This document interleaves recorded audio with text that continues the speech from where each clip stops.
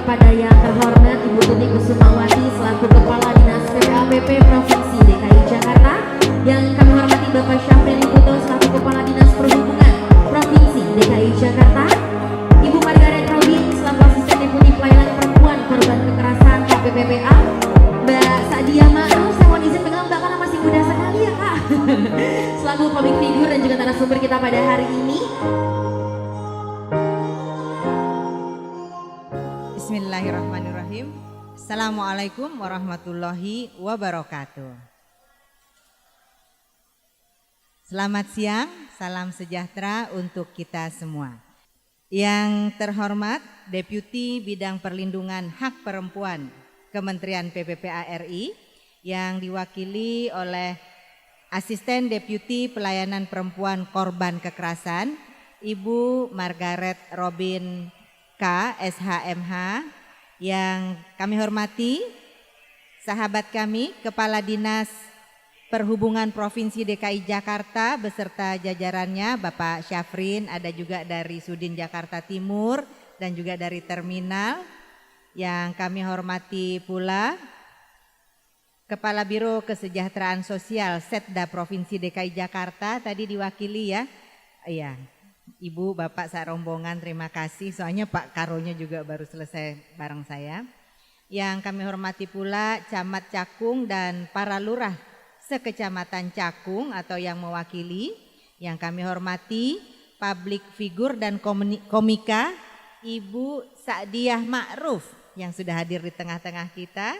Yang kami hormati pula para kader, para mitra tim penggerak PKK, kota, kecamatan, kelurahan, para pengelola RPTRA, kader-kader Dasawisma, para pelajar pelopor, dan jajaran dinas, suku dinas PPAPP yang saya sayangi.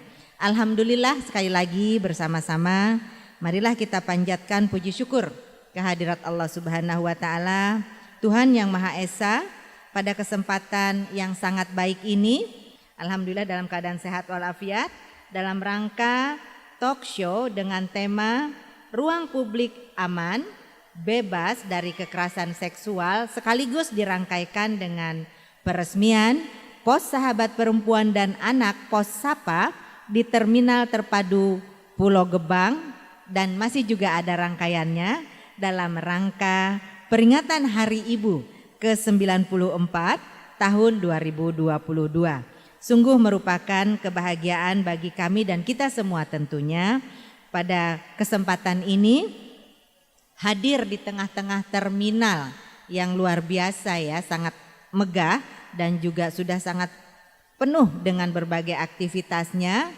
Di sini hadir mudah-mudahan menjadi sebuah titik kedamaian untuk seluruh pengunjung dan juga penumpang maupun calon-calon penumpang dari layanan terminal Pulau Gebang ini, dengan hadirnya Pos Sahabat Perempuan dan Anak, dan juga dengan adanya nanti pembekalan maupun pencerahan dari kegiatan talk show yang kita laksanakan pada siang hari ini, yang akan nanti menghadirkan ya personel-personel yang sangat kompeten di bidangnya masing-masing. Ada Ibu Ice dan juga nanti ada public figure yang akan kita dengarkan bersama-sama.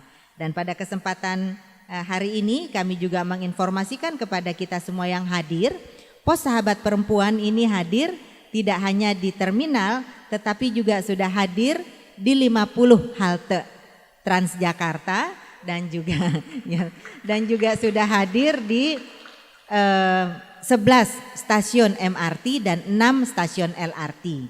Di samping itu Pos Sahabat Perempuan dan Anak sudah hadir di 324 RPTRA tentunya di seluruh DKI Jakarta.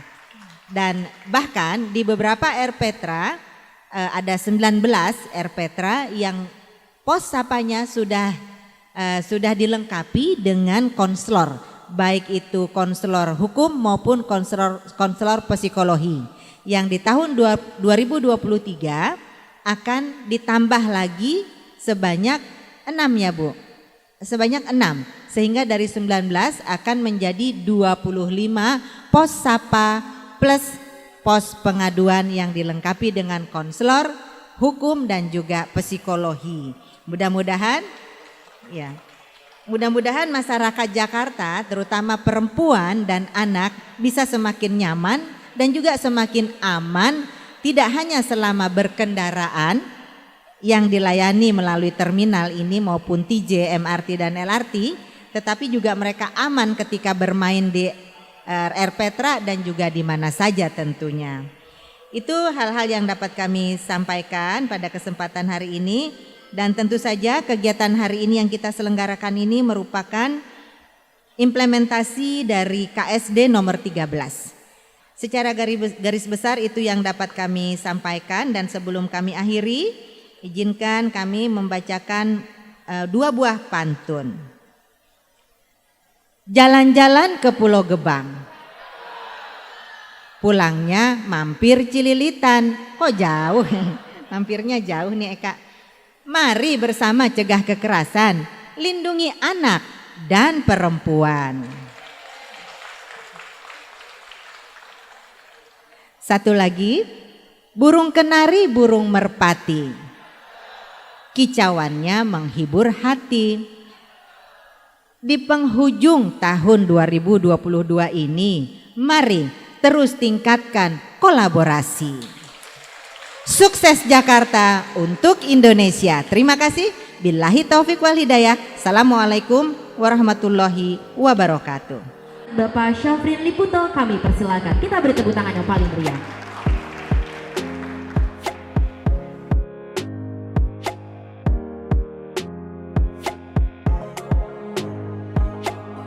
Alhamdulillah pada hari ini kita dapat menghadiri kegiatan peresmian pos Sapa di Terminal Terpadu Pulau Gebang. Paralel dengan itu, sebagaimana tadi disampaikan Bu Tuti, saya juga mengucapkan selamat Hari Ibu untuk para ibu-ibu kita yang hadir di sini, ibu-ibu yang luar biasa. Semoga di zaman modern ini, ibu-ibu yang luar biasa ini senantiasa dapat langsung mengedukasi anak-anak kita dan mampu menjadi calon-calon penerus perjuangan bangsa sesuai dengan visi Indonesia menuju kepada Indonesia Emas 2045. Tentu ibu-ibu hebatlah yang mampu menyesuaikan kemajuan teknologi dan kemajuan zaman dalam mengejawantahkannya dalam memberikan pendidikan dan pembelajaran kepada anak-anak kita. Ibu dan Bapak yang saya hormati, dalam penyelenggaraan layanan angkutan umum, pemerintah telah menetapkan standar pelayanan di terminal. Sebagaimana juga sudah diatur dalam Peraturan Menteri Perhubungan Nomor 40 Tahun 2015 tentang standar pelayanan penyelenggaraan terminal penumpang angkutan jalan yang mencakup keamanan, keselamatan, kenyamanan, keterjangkauan, kesetaraan, dan keteraturan. Tentunya peningkatan rasa aman dan nyaman bagi masyarakat di Jakarta dalam menggunakan layanan angkutan umum khususnya di terminal juga akan meningkatkan keinginan masyarakat dalam menggunakan layanan angkutan umum yang sudah disiapkan oleh pemerintah. Dan ini tentu sejalan dengan visi pemerintah Provinsi DKI Jakarta sebagaimana sudah diatur dalam Peraturan Daerah Nomor 1 Tahun 2012 tentang RT/RW. Targetnya adalah ridership kita pada tahun 2039 mencapai 60%. Pemerintah Provinsi DKI Jakarta melalui Bu Kadis PPAPP terus menambah jumlah pos pengaduan kekerasan terhadap perempuan dan anak, serta tidak henti-hentinya menyelenggarakan kampanye anti kekerasan terhadap perempuan dan anak, yang salah satunya di moda transportasi umum, di mana hari ini diresmikan untuk pos Sapa Terminal Terpadu Pulau Gebang. Sebagaimana disebutkan tadi bahwa kami dari jajaran Dinas Perhubungan terus mendorong agar pelaksanaan pos sapa di seluruh layanan angkutan umum Jakarta itu bisa paripurna. Saat ini memang baru terdapat 50 halte Transjakarta dari lebih kurang 240, Bu Tuti, halte Transjakarta, artinya masih ada PR untuk kita lengkapi keseluruhannya agar terpenuhi keseluruhan halte Transjakarta terdapat pos sapa. Untuk layanan angkutan rel sudah keseluruhannya terpenuhi di 13 stasiun MRT dan 6 stasiun LRT. Dan untuk terminal saya berharap bahwa dari 4 terminal angkutan antar kota masih ada PR 3 lainnya Bu Tuti, dan juga terdapat terminal tipe B lainnya yang tentu membutuhkan pos sapa. Sehingga prinsip penanganan tindakan kekerasan terhadap perempuan dan anak pada layanan angkutan umum di Jakarta dapat kita tuntaskan. Ibu dan Bapak hadirin yang berbahagia, Dinas Perhubungan Provinsi DKI Jakarta juga berkolaborasi terus dengan Dinas PPAP untuk menyediakan layanan pos sapa di seluruh layanan angkutan umum. Tentu kita memahami bahwa penyediaan pos sapa tentu tidak akan sukses jika kita tidak juga melaksanakan yang namanya sosialisasi dan kampanye anti kekerasan terhadap perempuan dan anak, di mana kampanye ini juga kami terus gaungkan melalui penempelan stiker baik itu di terminal maupun di layanan angkutan umum. Selanjutnya untuk mendukung layanan pos sapa di terminal, kami mengucapkan terima kasih kepada Bu Kadis di mana telah dilaksanakan pelatihan atau bimbingan teknis kepada pegawai Dinas Perhubungan atau petugas Dinas Perhubungan khususnya yang bertugas di Terminal Terpadu Pulau Gebang. Pelatihan yang diberikan mencakup mekanisme simulasi penanganan tindak kekerasan terhadap perempuan maupun terhadap pelecehan seksual dan juga tindak kekerasan pada anak di moda transportasi. Tentu berbekal pengetahuan dan kemampuan tersebut, kita harapkan para petugas nantinya akan mampu membantu mencegah dan melaporkan tindakan kekerasan di dalam angkutan umum serta dapat menindaklanjuti dengan melindungi korban. Hadirin yang berbahagia, kampanye anti kekerasan terhadap perempuan dan pembentukan pos sahabat perempuan dan anak merupakan wujud komitmen pemerintah Provinsi DKI Jakarta untuk terus meningkatkan standar pelayanan minimal dalam penyelenggaraan terminal penumpang angkutan jalan di wilayah Provinsi DKI Jakarta. Menjadi harapan kita bersama, kampanye anti kekerasan terhadap perempuan dan anak serta pembentukan pos sapa di terminal maupun di layanan angkutan umum di Jakarta dapat meningkatkan rasa aman dan nyaman untuk masyarakat dalam bertransportasi.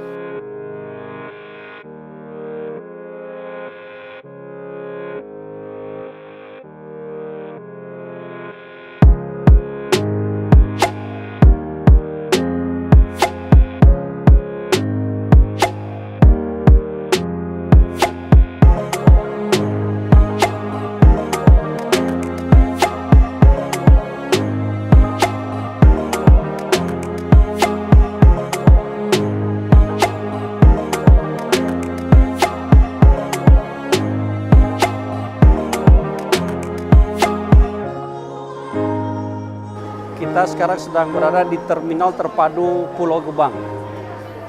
Jadi Terminal Terpadu Pulau Gebang ini, Bu, ini adalah terminal termegah se-Asia Tenggara. Oh, se-Asia Tenggara. Se-Asia Tenggara, terminal termegah se-Asia Tenggara. Terus Pak, kenapa dibilang termegah ini di ininya se-Asia Tenggaranya? Karena secara desain ini sebenarnya sudah mengikuti desain cashless di awal. Oh, gitu ya. Terus dia menampung berapa ini Pak? Menampung berapa penumpang nih Pak? Bisa melayani? Penumpang berapa ratus? 10.000, Bu. 10.000. Oh, jadi di sini Dimana ya ininya deknya ya? Keren banget sih emang. Jadi ini pemisahan. Keren ya? Jadi dipisahkan terminal kedatangan. Ini kita di terminal kedatangan dan ini terminal keberangkatan. kedatangan dan keberangkatan. Dan keberangkatan. Keberangkatannya sebelah? Di depan, di sebelah kiri kita. Oh, sebelah Di sana ya? Iya. Oh, ini luar kota juga ya Pak? Luar ya? kota, iya antar kota. provinsi ya?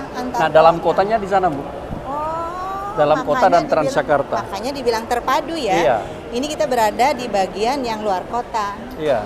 Dalam kotanya sebelah sana.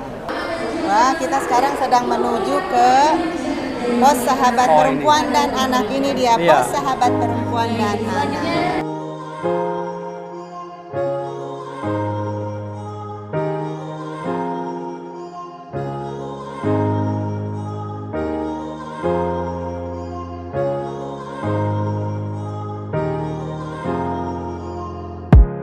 Dengan mengucapkan Bismillahirrahmanirrahim, memohon ridho dari Allah Subhanahu wa taala, maka atas nama kita bersama dengan ini Pos Sahabat Perempuan yang berlokasi di Terminal Terpadu Pulau Gebang secara resmi diresmikan. Bismillahirrahmanirrahim.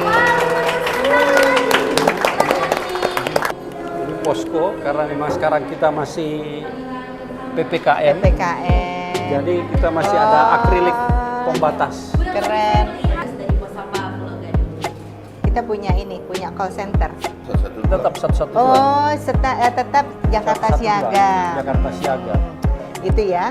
112, 110 kepolisian, terus ke itu P2 itu.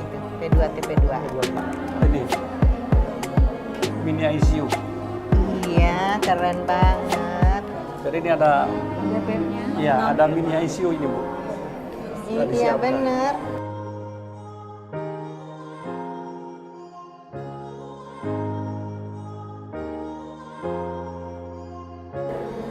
Terus lagi kalau itu pos perempuan kasih sanitary napkins, pembalut perempuan. Iya.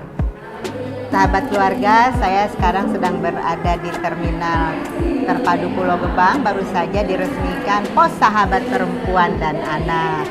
Ini ada Pak Kadis Perhubungan Provinsi DKI Jakarta dan juga ada Ibu Asdep dari Kementerian PPPA dan juga ada Ibu Direktur Pelayanan TJ.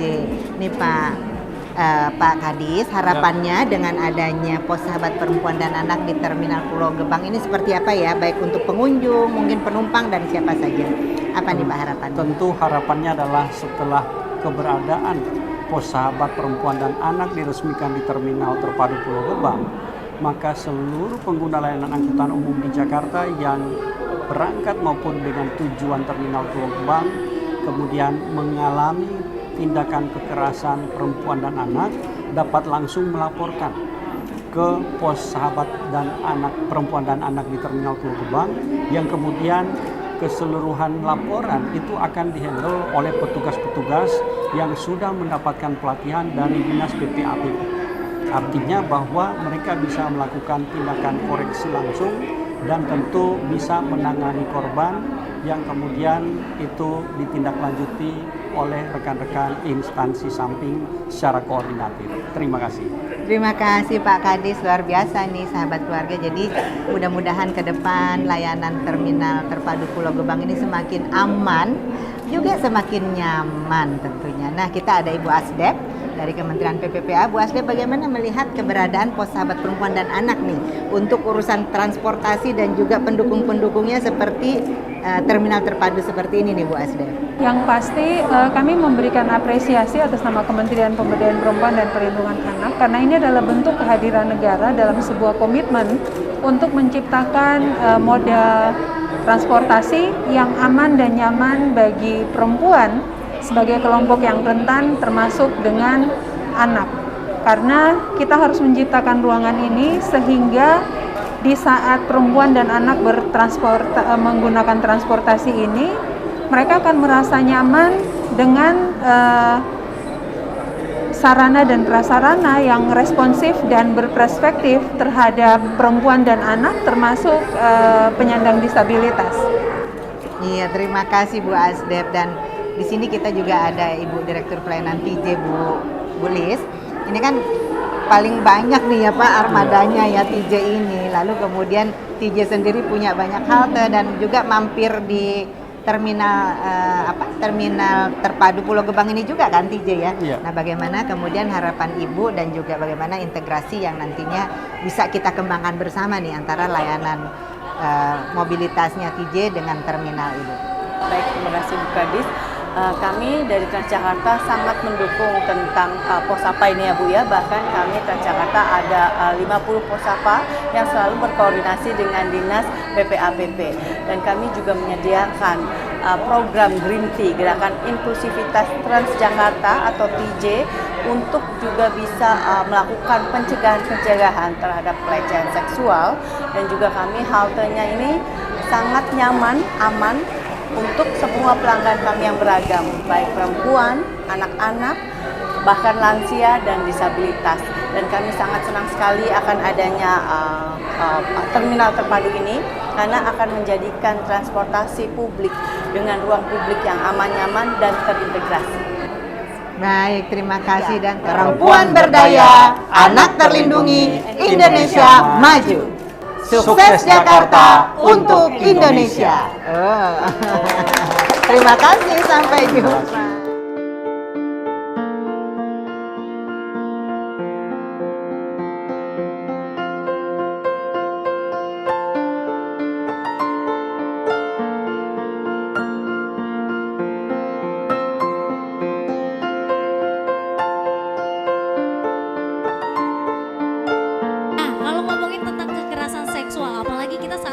di Terminal Pulau Gebang, Jakarta Timur ya. Dan tadi baru saja Bu Kadis bersama Pak Kadis juga meresmikan pos sahabat perempuan dan anak. Ini semakin artinya kita sebagai masyarakat juga harus semakin aware, semakin sadar bahwa kekerasan seksual itu yuk sama-sama kita stop gitu. Kita bantu kalau ada korban harus segera dilaporkan seperti itu. Nah, berbicara mengenai kekerasan seksual di ruang publik nih, saya akan bertanya-tanya kepada Bu Isha dan Kak Dia nih. Nah, mengenai kemarin kan baru diresmikan mengenai Undang-Undang Nomor 12 Tahun 2022 tentang tindak pidana kekerasan seksual. Nah, menurut Bu Isha sendiri sebetulnya betapa penting, kenapa itu harus penting dan apa hubungannya sebetulnya di ruang publik ini nih Bu Isha nih sebetulnya? Apalagi kan di ruang publik ini tadi kenapa sih harus ada ruang yang aman di tempat publik? Boleh dijelaskan nggak sih apa relate-nya dengan Undang-Undang Nomor 12 Tahun 2022? Iya, pastinya kita mengucap syukur karena Undang-Undang 12 Tahun 2022 yang dituangkan di dalam Lembaran Negara tanggal 9 Mei 2012 ini merupakan bentuk dari kehadiran negara. Kedua, data dan fakta menunjukkan bahwa perempuan dan anak sebagai kelompok yang rentan, sangat rentan sekali mendapatkan kekerasan seksual, terutama dari orang terdekat dan di ruang-ruang publik. Karena saya sepakat seperti apa yang disampaikan oleh Mbak Dia tadi, bahwa perempuan menjadi korban itu bukan karena perempuan bajunya minimalis, bukan, tapi karena otaknya pelaku. Kedua, karena posisi rentan antara pelaku dengan korban. Ketiga, perempuan dan anak tidak pernah minta dilahirkan untuk menjadi korban kekerasan seksual. Untuk itu negara hadir dengan Undang-Undang Nomor 12 Tahun 2022 tentang kekerasan seksual. Karena kekerasan seksual ini akan memberikan pelayanan secara paripurna sebagaimana yang didelegasikan di dalam pasal 74 ayat 1, 75 dan 76. Perempuan mendapatkan pelayanan yang paripurna terhadap korban kekerasan adalah hak atas pencegahannya. Pencegahannya bisa berupa apa? Bisa komunikasi, informasi dan edukasi. Salah satu contoh yang tadi sudah disampaikan oleh Mbak Dia. Karena Indonesia sudah meratifikasi Gender Equality di tahun 2030 bahwa akses partisipasi, kontrol dan manfaat harus dinikmati oleh laki-laki dan perempuan untuk bersama-sama maju, entah itu di ranah domestik maupun di ranah publik. Kedua adalah mendapatkan penanganan. Ketiga adalah mendapatkan pemulihan. Walaupun pemulihan buat perempuan korban kekerasan seksual itu tidak semudah kita membalik telapak tangan. Itu mimpi buruk yang selalu muncul di tiap perempuan korban kekerasan. Butuh waktu yang lama oleh seorang pendamping. Pendampingnya siapa? Di sana ada konselor. Konselor itu adalah garda muka untuk memberikan pertolongan pertama kepada perempuan korban kekerasan seksual. Tapi jika konselor melihat bahwa lampunya adalah lampu kuning, maka harus ditangani oleh seorang psikolog klinis. Psikolog klinis itu adalah yang memberikan pertolongan kepada perempuan korban kekerasan seksual yang melihat kondisi kekiniannya, kondisi saat ini.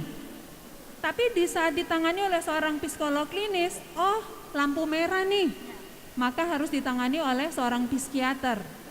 Untuk apa? Untuk mendapatkan terapi, obat dan lain sebagainya. Untuk itu, di saat perempuan paham bahwa negara hadir dengan undang-undang yang sifatnya lex specialis, tapi undang-undang penghapusan kekerasan seksual ini adalah graviola delicta, yaitu kejahatan luar biasa yang memang melanggar hak asasi manusia. Untuk itu, kita harus membangun ruang yang nyaman mulai dari keluarga, lingkup terkecil. Habis gitu di wilayah publik, sehingga perempuan akan dengan nyaman beraktivitas tanpa ada stereotip di sana, tanpa ada stigma di sana, tanpa ada diskriminasi di sana, tetapi bersama-sama maju untuk menciptakan ruang yang nyaman sehingga akses partisipasi, kontrol dan manfaat itu sebagai bentuk gender equality itu bisa terpenuhi juga di ruang-ruang publik. Oke, nah ini sangat menarik kalau misalnya tadi membahas mengenai ternyata bukan salah perempuan itu pakaiannya seperti apa. Tadi yang sudah Mbak Dia juga stand up kan ya tadi ya. Ternyata bagaimana otak pelaku itu. Nah, berbicara mengenai pelaku kan kita tadi betul. Saya sebagai pendamping korban, konselor di pos pengaduan itu melihat pelaku itu bukan dari orang yang asing saja tapi dari orang yang terdekat. Nah, kalau di ruang publik seperti ini Bu, di ruang seperti terminal, kemudian nanti akan ada bandara, apalagi itu halte Transjakarta itu kan ya. Pasti kan akan ada arus masyarakat yang bolak-balik menggunakan transportasi umum. Apa yang harus kita lakukan ketika kita mendapatkan kekerasan seksual di ruang lingkup ruang publik seperti itu, Bu? Iya, bagi kita sekalian ingat bahwa ada Undang-Undang 12 2022 tentang tindak pidana kekerasan seksual. Di sana dengan jelas di dalam pasal 39, saya bacakan ya karena ini delegasi undang-undang, kalimatnya tidak boleh salah. Saya baca ya. Pasal 39 itu terkait dengan pelaporan. Pelaporan di sana itu menyebutkan korban atau orang yang mengetahui, melihat dan atau menyaksikan peristiwa merupakan tindak pidana kekerasan seksual, maka wajib untuk melaporkan. Lapornya kemana? Bisa ke Posapa di sini, bisa juga ke P2TP2ADKI, bisa juga ke Kementerian PPPA, bisa juga ke kepolisian, bisa juga ke Kementerian Sosial. Karena dengan speak up, dengan berani bicara, maka perempuan korban kekerasan itu mendapatkan perlindungan dan pemenuhan haknya sesuai dengan kebutuhannya. Karena kalau diam, maka predator seksual akan lebih leluasa kemana-kemana. Sehingga perempuan korban kekerasan seksual itu harus bersuara. Kekerasan seksual itu ada macam-macam loh. Pertama adalah kekerasan seksual verbal, yang tadi tuh omongan atau menampilkan bahasa-bahasa isyarat yang menjurus, gestur yang menjurus kepada hal-hal yang sifatnya seksual. Entah itu memakai lambang-lambang di tangan dan lain sebagainya. Itu yang non-verbal. Kalau verbal itu berarti kan menyentuh langsung seperti tadi Mbak Dia bilang. Entah itu menempelkan, memegang dan lain sebagainya. Dan itu diatur di pasal 39, jangan takut bersuara, laporkan kasusnya. Karena dengan melaporkan maka pelaku akan mendapatkan efek jerak. Artinya jangan takut bersuara dan laporkan. Dan ini menarik sekali. Nah, aku mau ke Mbak Dia dulu ya, mohon izin Mbak. Ke Mbak Dia nih, kalau misalnya ke Mbak Dia tadi jangan takut bersuara. Nah, mengenai jangan takut bersuara, kalau kita lihat Instagramnya Mbak Sakdia, boleh Bapak Ibu yang punya Instagram dilihat atau dilihat YouTube-nya, itu ternyata full of edukasi tapi berkonten dengan stand up comedy yang mempunyai kampanye stop anti kekerasan. Nah, gimana sih awal mulanya Mbak Dia boleh cerita sedikit tadi mengenai cara bersuara. Itu kan artinya konteks seni bersuara kita untuk mengkampanyekan stop kekerasan seksual. Gimana tuh Mbak awal mulanya sampai kenapa akhirnya tercetus oke deh saatnya aku mengkampanyekan ini gitu Mbak. Baik, terima kasih banyak sekali lagi kesempatannya kepada saya untuk ngobrol-ngobrol. Kalau dibilang awal mulanya seperti apa, saya kira awal mulanya juga sama alasannya dengan ibu-ibu dan bapak-bapak di sini yang semangat berjuang untuk menghentikan kekerasan terhadap perempuan, menyediakan ruang aman bagi perempuan untuk melapor, untuk mendapatkan layanan dan sebagainya. Apa itu alasannya yang menyatukan kita semua saya yakin? Pengalaman perempuan. Perempuan di satu sisi atau sisi lain dengan cara dan pengalaman apapun kita ini penyintas. Baik yang dengan segenap empati saya mungkin pernah merasakan secara langsung misalnya mengalami pelecehan di jalan, di transportasi umum, ruang publik, ataupun yang mendengar rekannya pernah mengalami. Yang mengalami stigmatisasi, diskriminasi, stereotip, pelecehan, berbagai hal. Itu yang membuat saya meyakini dan terus-menerus merasa dikuatkan untuk apapun halangannya, biarlah dibilang gigi Dracula gitu ya. Yang penting harus terus bersuara. Mudah-mudahan ini bisa jadi keyakinan semuanya. Teman-teman yang bekerja di bidang apapun, bahwa apa yang Anda lakukan sekecil apapun adalah amal Anda untuk bersuara. Tepuk tangan. Wow. Maka kalau dibilang apa yang bisa dilakukan secara sederhana menurut saya ada dua. Tentu banyak tahapan-tahapannya, apalagi kalau pelecehan seksual misalnya di jalan dan sebagainya, ada berbagai metode. Tapi yang sederhana ada dua, apalagi di institusi-institusi publik seperti ini.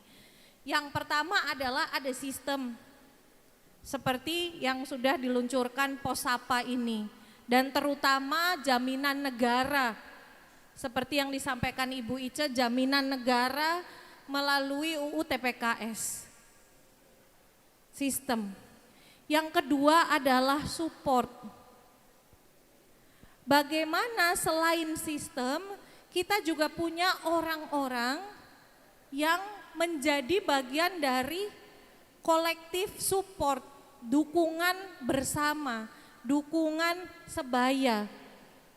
Oke, artinya ada sistem dan ada support, itu yang saya ambil. Sistem negara sudah membuat, ada undang-undang TPKS, terus kemudian ada juga tadi Posapa, kemudian P2TP2A sudah hadir. Nah, berbicara mengenai sistem, kemudian kalau ada support teman-teman yang hadir gitu kan, sama-sama aware akan kekerasan untuk kita stop kekerasan.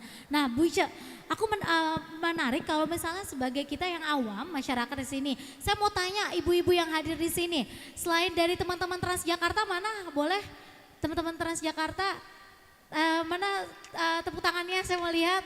Nah teman-teman dari Transjakarta, terus kemudian ada ibu-ibu PKK, ada siapa lagi yang hadir di sini?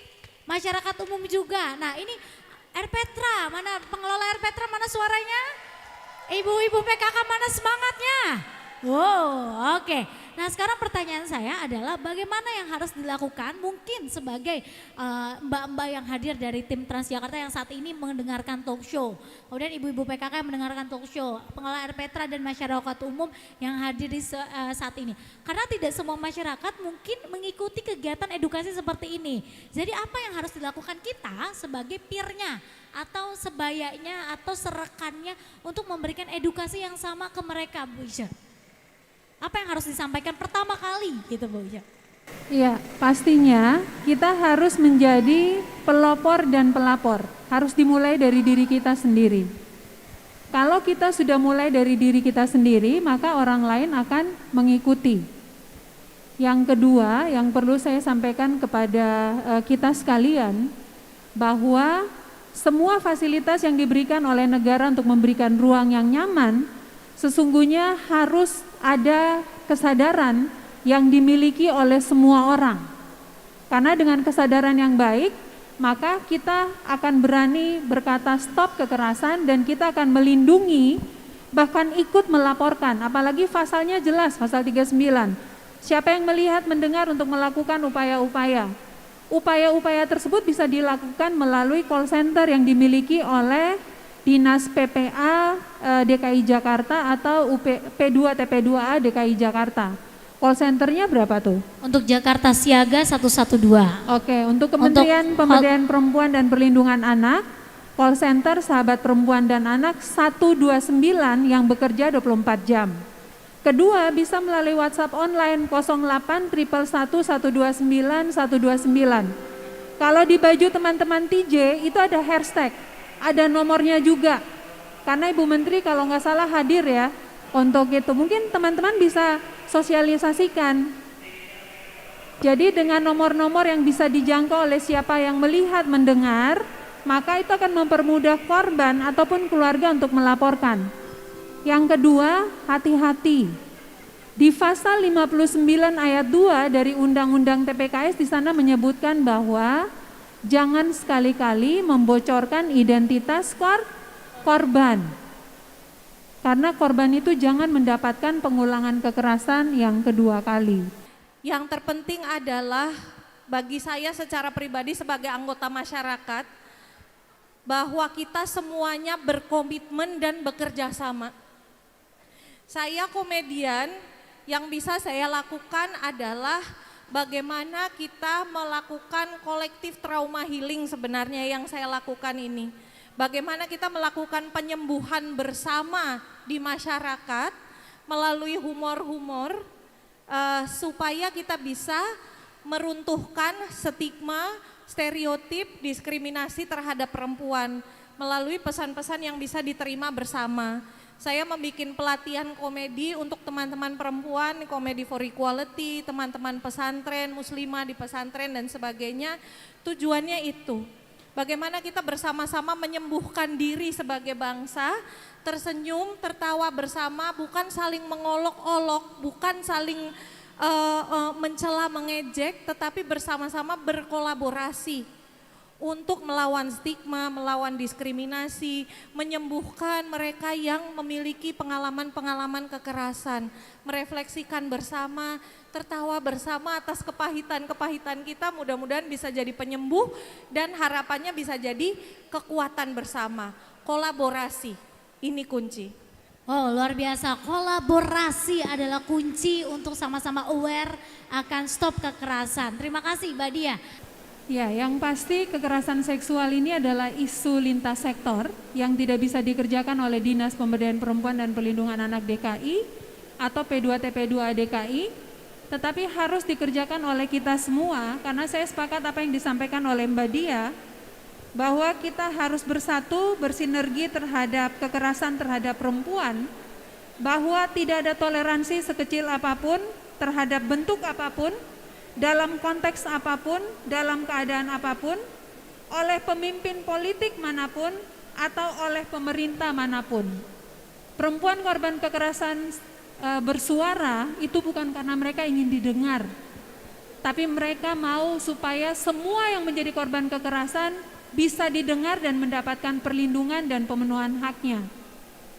sehingga perempuan korban kekerasan seksual itu bisa berdiri dan berkata, dan bila aku berdiri tegar sampai hari ini, bukan karena kuat dan hebatku, tapi karena kita punya hati untuk melayani. Anak terlindungi, perempuan berdaya Indonesia.